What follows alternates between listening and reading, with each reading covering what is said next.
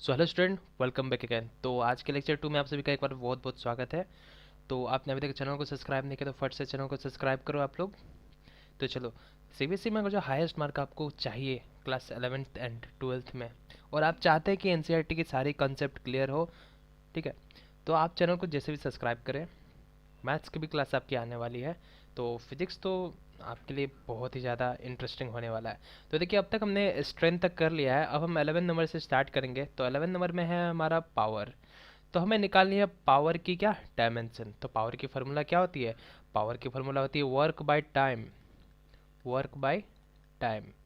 तो जस्ट निकालिए work. Work की हमने निकाल रखा अभी तक, एम एल टी पे -2 बाई टाइम। टाइम का क्या होता है? देख, एम एल टी पे -2 ये होती है आपकी फोर्स की। वर्क का क्या होता है? Force into displacement. तो डिस्प्लेसमेंट को हम एल से दिखाएंगे। तो ये हो गया आपका, ठीक है। टाइम, टाइम का टी होगा बस, है कि नहीं? तो जस्ट सॉल्व करिए, आ जाएगा आपके पास। तो ये होगा एम एल स्क्वायर। देखिए, एल से एल, एल स्क्वायर, टी पे -1 है, ये टी है, टी के ऊपर एक और जाएगी तो टी पे कितना आ जाएगा? -3 आ जाएगा, है कि नहीं? तो पावर की फार्मूला, पावर की डायमेंशन हो जाएगी आपके पास एम एल स्क्वायर टी पे -3। नेक्स्ट हम करते हैं मोमेंट ऑफ इनर्शिया। तो मोमेंट ऑफ इनर्शिया की फार्मूला क्या होती है? मास इंटू डिस्टेंस की स्क्वायर। तो हम कर लेते हैं मास इंटू डिस्टेंस की क्या स्क्वायर। तो मास का होता है आपका m, डिस्टेंस क्या होता है एल स्क्वायर। तो एम एल स्क्वायर, टी पे हमें कुछ नहीं मिल रही है तो जस्ट इसको जीरो डालेंगे। तो ये हो गई आपकी डायमेंशन किसकी? मोमेंट ऑफ इनर्शिया की। तो देखिए, जितने सारे ज़रूरी डायमेंशन आपको चाहिए मैं सारे करवा दूंगा। और ट्वेल्थ की जो डायमेंशन वो हम ट्वेल्थ की क्लास जब करेंगे तो उसमें फार्मूला के साथ हम हर एक थ्योरम के साथ, हर एक डिराइवेशन के साथ हम वहाँ पे उसके यूनिट और डायमेंशन साथ साथ निकालेंगे, है कि नहीं?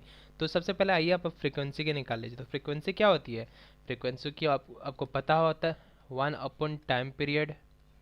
1/टाइम पीरियड, ओके।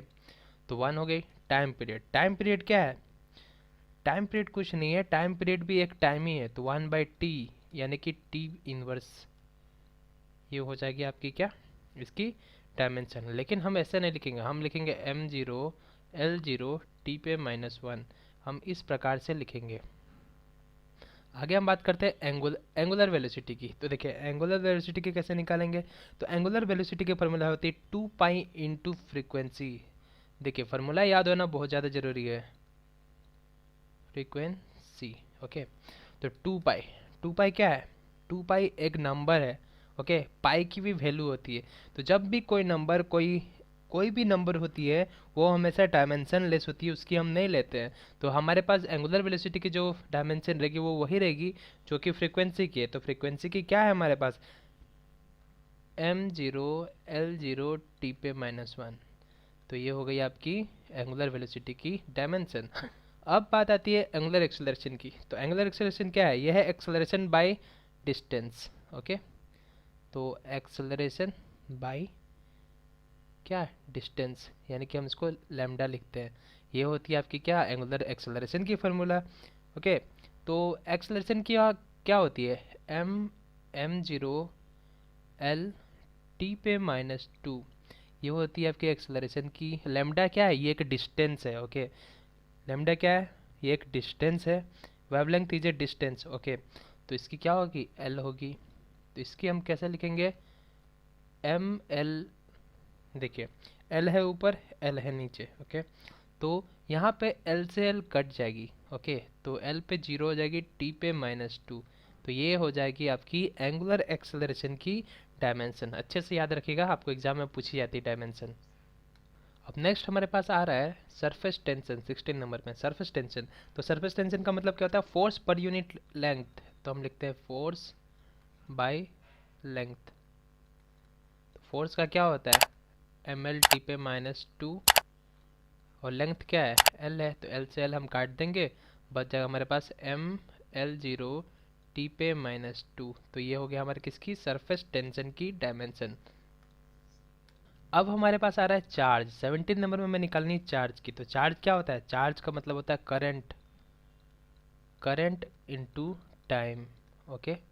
तो करंट इनटू टाइम, यानी कि करंट का क्या लिखते हैं? कंपेयर, देखिए, करंट को आप एम्पियर से भी लिखेंगे, एम्पियर से भी डिनोट करेंगे, या तो इसको आप आई से भी डिनोट करोगे, ठीक है।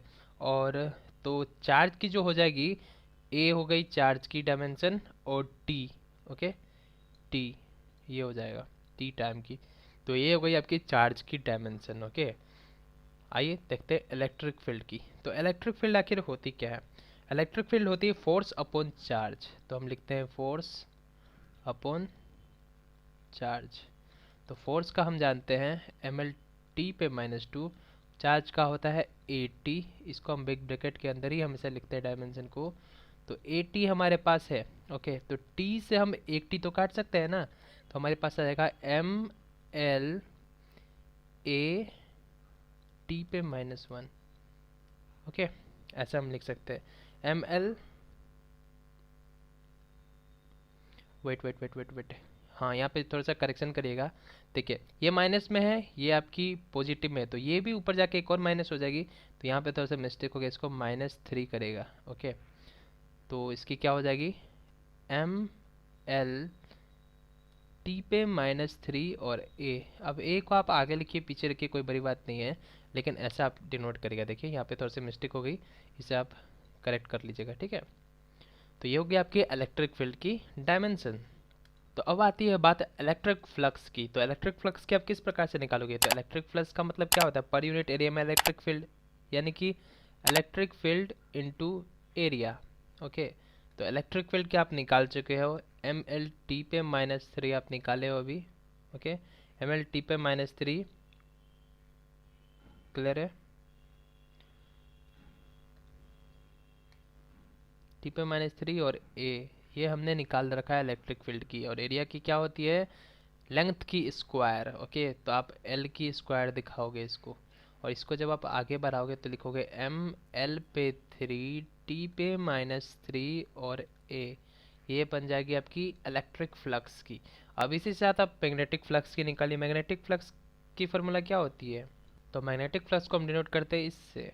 तो magnetic flux is equal to magnetic field into area. तो मैग्नेटिक फील्ड की डायमेंशन क्या होती है? तो मैग्नेटिक फील्ड की डायमेंशन निकालने के लिए आपको मैग्नेटिक फील्ड की फार्मूला चाहिए। इसके लिए तो आपको पहले मैग्नेटिक फील्ड निकालनी पड़ेगी, यानी कि बी निकालनी पड़ेगी। तो इसके लिए हम पहले मैग्नेटिक फील्ड निकाल लेते हैं, ठीक है। तो हम निकाल लेते हैं मैग्नेटिक फील्ड की, ओके। तो मैग्नेटिक फील्ड की आप निकालेंगे, एक फार्मूला होती है force is equal to Q V B, जिसमें से क्यू होता है चार्ज, वी होती है वेलोसिटी और बी होता है मैग्नेटिक फील्ड। तो बी आप निकालोगे तो एफ बाई क्यू भी हो जाएगा। फोर्स क्या होता है, एम एल टी पे -2, चार्ज की होती है ए टी, और वी वेलोसिटी होगा एल टी पे -1। तो इसको जब आप सॉल्व करोगे तो आपके पास आ जाएगा क्या, एम टी पे -2 ए पे -1। तो ये आ गया आपका क्या, ये आ गया आपका मैग्नेटिक फील्ड की। आपको निकालना है मैग्नेटिक फ्लक्स की। तो लिख दीजिए एम टी पे -2 ए पे -1, और क्या हो गया यहाँ पे एल की स्क्वायर, सॉरी ये मल्टीप्लाई है, एल की स्क्वायर। तो जब आप इसको पूरी तरह से लिखेंगे तो एम एल स्क्वायर टी पे -2 ए पे -1। तो देखो ये जो सवाल है ना, तो मैग्नेटिक फील्ड की आपको डायमेंशन पूछी गई थी कब, जब आपकी ए आई ट्रिपल ए की एग्ज़ाम होती थी इंजीनियरिंग की, ए आई ट्रिपल ई की, ठीक है। ए आई ट्रिपल ई में 2008 में आपको ये सवाल पूछी गई थी। तो देखिए हंसते हंसते आपने ए आई ट्रिपल ई की क्वेश्चन सॉल्व कर दी। तो ऐसे ही हंसते हंसते आप फिजिक्स में भी हंसने लगोगे और सबको हंसाने लगोगे, क्लियर है। तो फिजिक्स बहुत ईजी सब्जेक्ट है, आराम से चलेंगे हम, कोई दिक्कत नहीं होगी। अगला सवाल है आपके पास इलेक्ट्रिक पोटेंशियल। इलेक्ट्रिक पोटेंशियल को आपको निकालना है। तो इलेक्ट्रिक पोटेंशियल का क्या होता है formula, work done by charge, यानी कि work done per unit charge, okay. तो वर्क डन बाय चार्ज। तो वर्क डन क्या हुआ, वर्क डन क्या है, ये एक वर्क है, ठीक है। तो वर्क क्या, फोर्स इनटू डिस्प्लेसमेंट, यानी कि वर्क की अभी हमने निकाल रखा था एम एल स्क्वायर टी पे -2, ये हमने निकाला था वर्क की, क्लियर है। चार्ज की क्या होती है, ए टी। तो इसकी पूरी डायमेंशन हो जाएगी आपके पास एम एल स्क्वायर टी पे -3 ए पे -1। तो ये हो गई आपकी इलेक्ट्रिक पोटेंशियल की। तो देखिए डायमेंशन जरूर याद रखिएगा, बहुत इंपॉर्टेंट रहती है। आइए अब हम देख लेते हैं ग्रेविटेशनल कांस्टेंट की, बहुत ज़्यादा इंपॉर्टेंट है और बहुत बार आपको एग्जाम में सीबीएसई के एग्जाम में पूछी हुई है, ओके। तो ग्रेविटेशनल कांस्टेंट जी, इसकी निकालते हैं अब हम। तो ग्रेविटेशनल कांस्टेंट जी निकालने के लिए आपने एक फार्मूला सुना होगा, मैं आपको लिख देता हूँ। एक फार्मूला होती है, force is directly proportional to m1 m2/r², यानी कि डिस्टेंस की स्क्वायर और mass of body 1 into mass of body 2। तो जब ये आप प्रोपोर्शनल को हटाते हो तो F is equal to ji m1 m2/r², ये एक फार्मूला बनती है। ओके, तो ये जो फार्मूला बनती है ना दोस्तों, तो एक फार्मूला बनती है F is equal to ji m1 m2/r²। ये फार्मूला जो बनती है यही रिलेशन देती है आपको ग्रेविटेशनल कांस्टेंट की। तो इसमें से हमको क्या करना है, मैं इस साइड में दिखा देता हूँ। इसमें से हमको क्या करना है, जी बाहर करनी है। तो जी बाहर करोगे तो अब क्या होगा, फोर्स इंटू रेडियस की square by mass of body 1 into mass of body 2। Okay, तो यहाँ तक आप आ गए।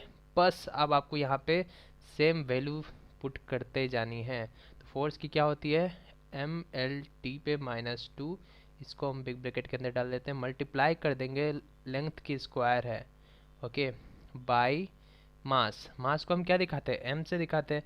तो ये सिंपली मास की स्क्वायर हो गई। तो जब आप इसको सॉल्व करोगे तो देखो एक m है, यहाँ पे 2m है, इसको आप काट सकते हो। तो इसको जब आप काटोगे तो ये m की पावर 1 बची, ये जब ऊपर जाएगी तो m की पावर -1, l है, ये l है, दोनों को मल्टीप्लाई करेंगे तो l की पावर 3, t की पावर -2। तो ये बन गई आपके पास डायमेंशन, ये ग्रेविटेशनल कांस्टेंट g की। ओके, तो ये आप अच्छे से याद रखिएगा, बहुत ज़्यादा इंपॉर्टेंट, आपके एग्जाम में डायरेक्टली पूछ दिया जाएगा कि ग्रेविटेशनल कांस्टेंट जी की डायमेंशन लिखिए। तो ये होती है उसकी डायमेंशन, अच्छे से याद रखिएगा। आगे हम बात करते हैं अब वेलोसिटी ग्रेडियंट की।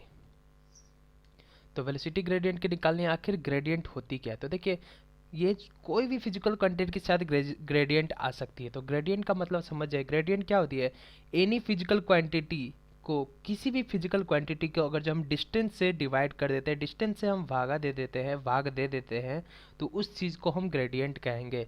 तो वेलोसिटी को हम डिस्टेंस से भाग कर देंगे, डिवाइड कर देंगे, तो वो वेलोसिटी ग्रेडियंट हो जाएगा। इसी प्रकार से बाकी सारे फिजिकल क्वांटिटी की भी ग्रेडियंट होती है।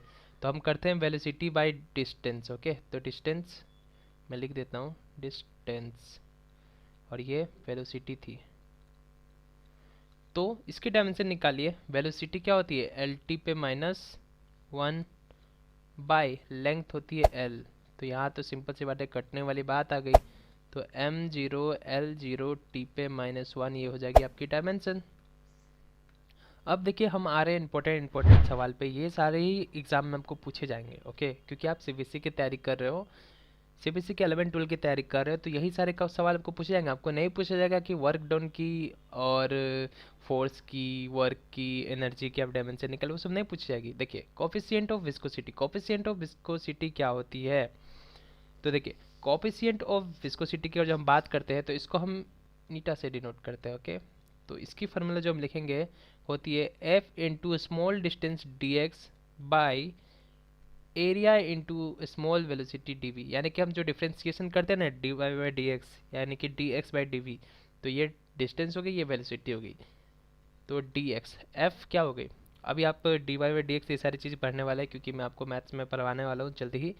तो चैनल को सब्सक्राइब कर लीजिएगा ताकि आपको नोटिफिकेशन मिल जाए जब भी मैं डालूँ। तो फोर्स की क्या होगी, mL/T/-2, dx क्या है, ये स्मॉल डिस्टेंस, चाहे वो स्मॉल डिस्टेंस हो, कुछ भी डिस्टेंस तो डिस्टेंस होती है, यानी कि ये लेंथ आ जाएगी। ओके, तो इसी प्रकार से एरिया की L² यानी कि लेंथ की स्क्वायर, dv क्या है, ये वेलोसिटी है। तो वेलोसिटी हो चाहे स्मॉल वेलोसिटी, कुछ भी हो, वेलोसिटी तो वेलोसिटी होती है। तो हम भी इसके लिख लेते हैं LT/-1। अब देखिए ये L से हम L को काट देते हैं, ये T/-2 है, तो T/-2 से एक T तो हम काट सकते हैं ना, तो हम लिखेंगे M। अब देखो ये L से एक और L कट जाएगी, तो L ऊपर जाएगी, तो L/-1 T/-1, तो ये हो जाएगी आपकी डायमेंशन ml-1 T/-1। ओके, तो ये हो गई आपकी कोफिशिएंट ऑफ विस्कोसिटी। याद रहेगा, अच्छे से याद रखिएगा, क्योंकि आगे चैप्टर में भी हम देखने वाले हैं, तो अभी से याद कर लो भाई, ज़्यादा अच्छा रहेगी, क्योंकि मैं आपको पूछ दूंगा कि बताइए कमेंट करके। अब देखिए सवाल पूछे गए आपको, इलास्टिक कांस्टेंट, इलास्टिक कांस्टेंट आखिर होती क्या है, तो देखिए इलास्टिक कांस्टेंट कुछ नहीं होती है, ये होती है आपकी ratio of stress to strain. Okay, तो यानी कि ratio of stress by strain. Okay, तो आप लिखोगे इलास्टिक कांस्टेंट के से डिनोट करेंगे is equal to stress by strain. तो स्ट्रेस की आपको पता है क्या होती है, force by area, force per unit area. और स्ट्रेन की हम जानते हैं 1 होती है, क्योंकि ये डायमेंशनल एंड फिजिकल क्वांटिटी है। तो सीधा बात है, हो गई फोर्स बाय एरिया, यानी कि प्रेशर, जो प्रेशर की होती है यही इसकी हो जाएगी। तो क्या हो जाएगी इसकी, हो जाएगी m/l-1 टी पे -2। तो देखो ये सारी चीज़ आपको याद करनी पड़ेगी, आप प्रैक्टिस करिए यार, आराम से याद हो जाएगी, कोई बड़ी बात नहीं है। अब आगे बात आता है डेंसिटी। डेंसिटी क्या है, बहुत ही आसान सा बात है, डेंसिटी इज इक्वल टू होती है मास बाय वॉल्यूम। तो इसकी निकालिए, मास का हो जाएगा m, वॉल्यूम की हो जाएगी l की क्यूब। तो ये हो जाएगा आपका पास m/l/T/0। तो देखो हमने यहाँ पे जितने सारे इंपॉर्टेंट हमारे पास है, जितना हमें पढ़नी है उतना हमने अभी तक डायमेंशन कंप्लीट कर रखा है, एक्स्ट्रा ही कर लिया है। तो इतना आप अभी तक याद रखिए। नोट्स आपको टेलीग्राम ग्रुप पे मिल जाएगा, टेलीग्राम ग्रुप को ज्वाइन करिए। वीडियो पसंद है वीडियो को लाइक करिए, चैनल को आपने सब्सक्राइब नहीं, चैनल को सब्सक्राइब करिए। नेक्स्ट लेक्चर में हम करेंगे यूजेज ऑफ डायमेंशन। कि डायमेंशन तो आप जान के किस प्रकार से निकालते हो, अब ये जानिए कि डायमेंशन को हम कहाँ कहाँ यूज करते हैं, आखिर कौन कौन सी ऐसी ऐसी जगह है जहाँ हम डायमेंशन को यूज कर सकते हैं। और मैं आपको बताता हूँ, आपको पता भी नहीं होगा कि आखिर डायमेंशन की इतनी ज़्यादा यूज़ होती है। ठीक है, वो मैं आपको नेक्स्ट वीडियो में बताऊंगा। चलिए मिलते हैं अगले वीडियो में, तब तक के लिए हमारे साथ बने रहने के लिए बहुत बहुत धन्यवाद।